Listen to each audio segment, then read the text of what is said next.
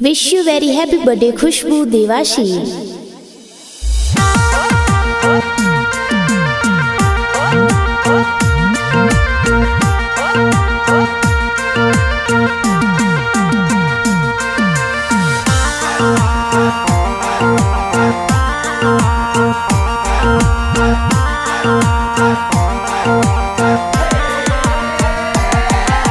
Wish you very happy birthday, Khushbu Devashi.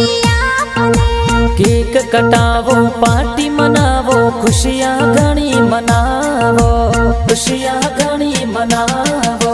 धन्ना Ram ji Jamuna ji mummy papa cake खिलावे।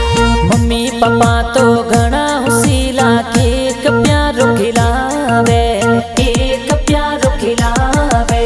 Sale जी और तुलसी देवी दादो दादी लाड लड़ावे। जगदीश भाई रिंकू ममता बहनों गीत देवे। भाई बहन तो घणा हुसीला, डीजे ऊपर नाचे, खुशियाँ घणी मनावो।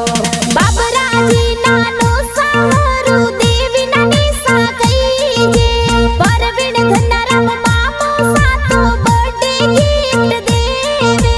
केक कटावो, पार्टी मनावो, खुशियाँ घणी मनावो। शांति जी थोड़ा मामी जी तो बर्थडे माही आवे। खुशियाँ घणी मनावो। कालंदरी थोरो गाव कईजे, भीम देवासी जाती। कुल देवी जे सुंदर माता जीरी मेहर कईजे। केक कटावो, पार्टी मनावो, खुशियाँ घणी मनावो, खुशियाँ घणी मनावो।